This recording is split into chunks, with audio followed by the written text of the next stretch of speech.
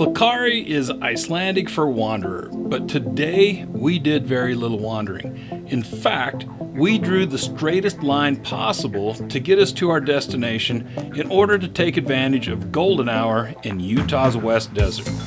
Today I'm with Kaya Music and Selly on the mix, and we are making tracks to Lone Rock at Monument Point.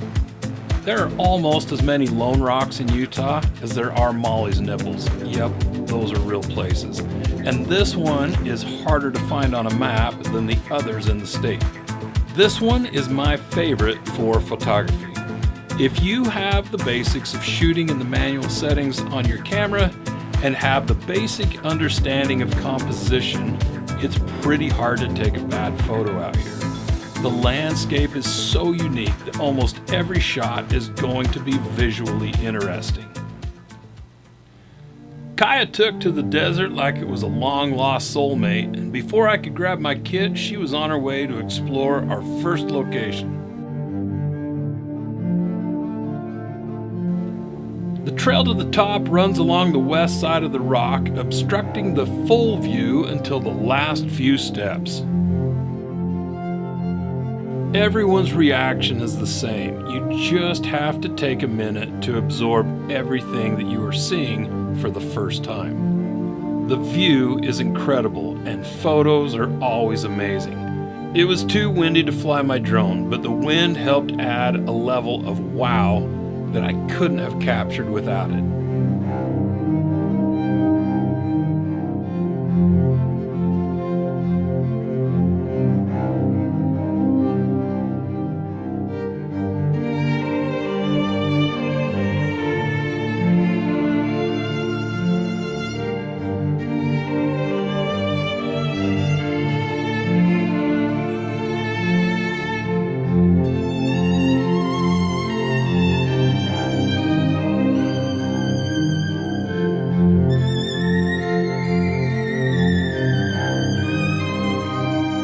We transitioned from the rock to the lake bed.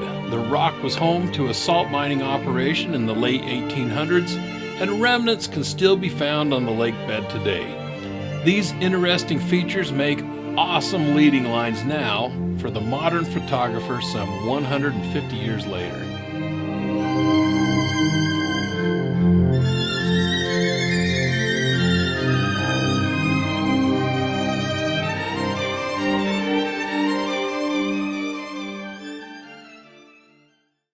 With an hour and a half of sunlight left in the day, we had just enough time, if we hurried, to make it back to Roselle Point for golden hour. We hopped on the original transcontinental railbed and headed for Promontory in Roselle.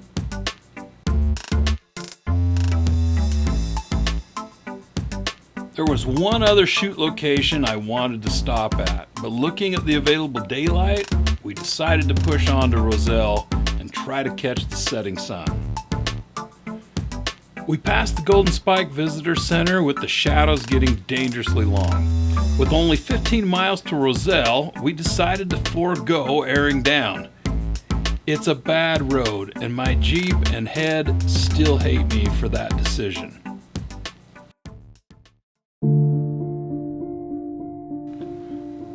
We made it, and the results were all I could have hoped for.